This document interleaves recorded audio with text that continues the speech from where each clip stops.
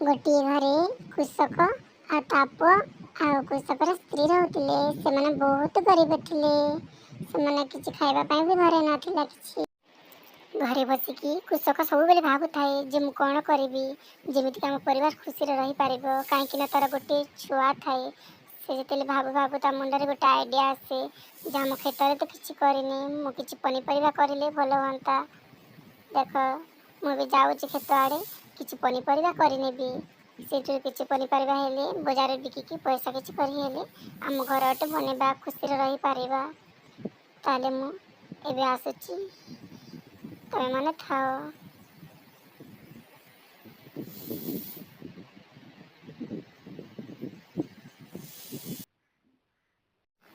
से जीवा बेले बहुत भावे जे मु खेत में कौन चाष कले सीटा भल हो पार से भावु भावु ता मुंडे आउ ठेसला जे मु किसी पतर कोबी आ गाजर चाष कले भल हो।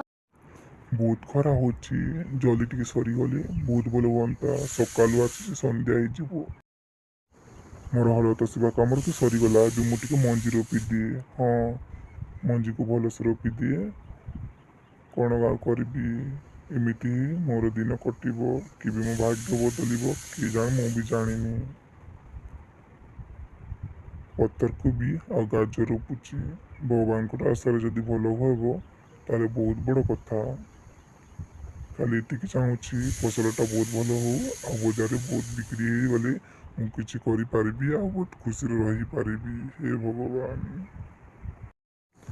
मझी रोपा काम तो सरीगला एवं मुझे पानी देता ताले आउ भल हे कहीं पानी देले वर्षा तो होनी खरा बेसी होती पानी देवी पानी देला फसल जाक भलसे हो पार हाँ टिके पानी दे दिए भल से पानी दिए भल से हो गले भल हेब हाँ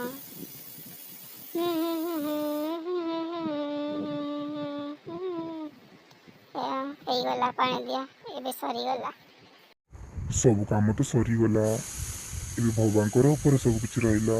हे भगवान तुम उपर सब किछि मु चाष गुड़ी सब भल कर दियो मु जाए घर को बहुत समय हो गलानी। हे भगवान कहीं एते गरीब कल गोटे निरीह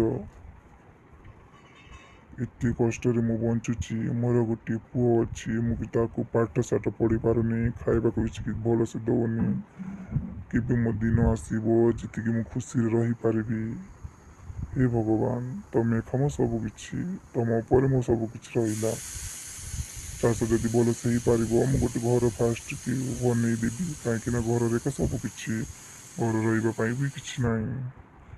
सुहानी सुहानी तुम कुआड़े गल पानी आनी दियो मत बहुत जोर शोष लगिलानी आ किछि खाइबा के अच्छी कि नहीं सेटा काढ़ी कड़ा दियो कहीं बोते बहुत भल लग बहुत बापा आसीगले बापा आसीगले बापा आसीगले बापा आसीगले गोटे सकालू जाइथिल संध्या ही गला एते समय लागिला कि आ चाष सब रोपीदेल भल से सब किछि गला तो ठीक अच्छी घर को चलो चलो चलो शीघ्र चलो तुम तुम पुओ भी खाईना जगी जिते मो बापा आसबे से मु भी खाइबी बोलिकी चलो शीघ्र खाईदेव चलो पुओ चलो चलो तुम भी खाई नेब आ पुओ भी खाईदेव दिज मिसिकी खाई नेब है।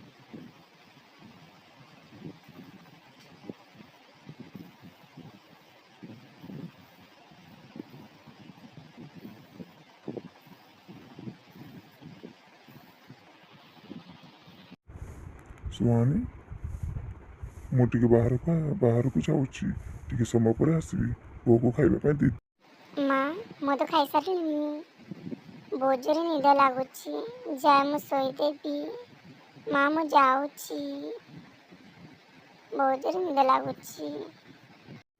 सुहानी पुआटा शोदेला कि हाँ परा तुमको जगी जगी पुआटा शोदेला और ठीक अच्छे मत दियो समस्ते शई पड़ती शई पड़ा गोटे सुंदर सकाल पाई सकाल पाइला परे कृषक स्त्री ताना थाए सुहानी से झाड़ू कर कुकुड़ा को चरा दे से समय कृषक कहे सुहानी ସୁହାନୀ କୁଆଡ଼େ ଗଲ? ମୁଁ କ୍ଷେତ ଆଡ଼େ ବୁଲି ବୁଲାକି ଆସେ। କାହିଁକି ନା 2 ଦିନ ହେଲା ଗଲା ଯାଇନି। ମୁଁ ଟିକେ ବୁଲି ଆସେ ମୋ ଚାଷ କେମିତି ହେଉଛି। ତାହେଲେ ଠିକ୍ ଅଛି ସୁହାନୀ, ମୁଁ ଏବେ ଯାଉଛି। ଯେତେବେଳେ ମୁଁ କଲ୍ କରିବି ସେତେ ସମୟରେ ତମେ ମାନେ ଚାଲି ଆସିବ ହେଲା। ଯେତେବେଳେ ଭାବୁଥାଏ ଯେ ମୋ ଚାଷ କେମିତି ହେଇପାରିବ କି ନାହିଁ, କାହିଁକି ନା ବର୍ଷା ହେଇନି, କିଛି ହେଇନି। ସତରେ ମୋ ଚାଷ ହେଇପାରିବ କି ନାହିଁ ସେଇଟା ଭଗବାନଙ୍କ ଉପରେ ରହିଲା। ଯାଏ ଦେଖେ। କୃଷକ ଯେତେବେଳେ ତା କ୍ଷେତକୁ ଯାଏ ସେ ଦେଖିକି ପୁରା ଆଶ୍ଚର୍ଯ୍ୟ ହେଇଯାଏ, କାହିଁକି ନା ତା କ୍ଷେତରେ ବହୁତ ସାରା ପତ୍ରକୋବି ଆଉ ଗାଜର ଆଖିରେ ଥାଏ। ସେ ତାର ଖୁସି ଦେଖିଲେ ନା ସରେ।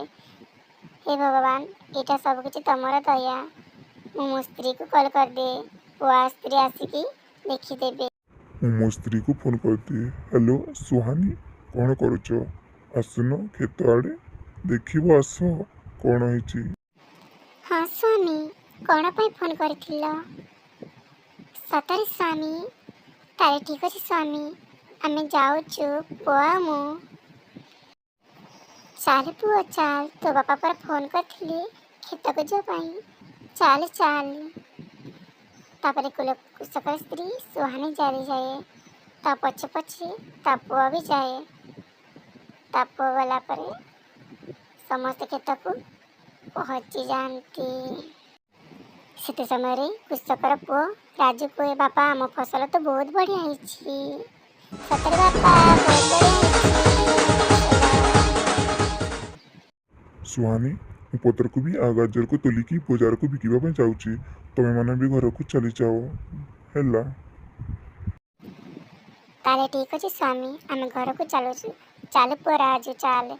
ତାହେଲେ ଠିକ୍ ଅଛି ସ୍ୱାମୀ, ତମେ ଶୀଘ୍ର ଘରକୁ ଚାଲି ଆସିବ, ବେଶୀ ସମୟ କରିବନି। କୃଷକ ବଜାରରୁ ଆସେ, ତାପରେ ତା ସ୍ତ୍ରୀକୁ କୁହେ, ସୁହାନୀ, ତମ ପାଇଁ ଗୋଟେ ଜିନିଷ ମୁଁ ରଖିଛି, ସେଇଟା ତମକୁ ଦେଖିବା ପାଇଁ ଚାହୁଁଛି। ଚାଲ ରାଜୁ, ସୁହାନୀ, ଚାଲ ଦେଖିବ ଚାଲ। କୃଷକର ଭାଗ୍ୟ ତ ବଦଳି ଯାଇଛି, କାହିଁକି ନା ସେ ଏବେ ବହୁତ ଧନୀ ହେଇଯାଇଛି। ସେମାନେ ସମସ୍ତେ ଖୁସିରେ ଯାଆନ୍ତି। ଚାଲ ସୁହାନୀ ଚାଲ, ବେଟା ରାଜୁ ଚାଲେ, ଦେଖିବୁ ଚାଲେ। ଏମିତି ଚାଲିଯାଆନ୍ତି। ସେତେ ସମୟରେ କୃଷକର ସ୍ତ୍ରୀ କହେ, ସତରେ ସ୍ୱାମୀ, ଏଇଟା କ'ଣ ଆମ ଘର? ହଁ, ସେଇଟା ଆମ ଘର। ସେତେ ସମୟରେ କୃଷକ କୁହେ ଯେ ଦେଖ ସ୍ୱାମୀ, ଆମ ଘର କେମିତି ଲାଗୁଛି।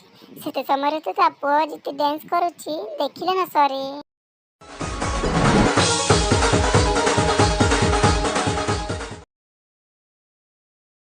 ସତରେ ସ୍ୱାମୀ, ମୁଁ ଯେଉଁ ସ୍ୱପ୍ନ ଦେଖିଲି ସେ ସ୍ୱପ୍ନଟା ତମେ ପୁରା କରିଦେଲ।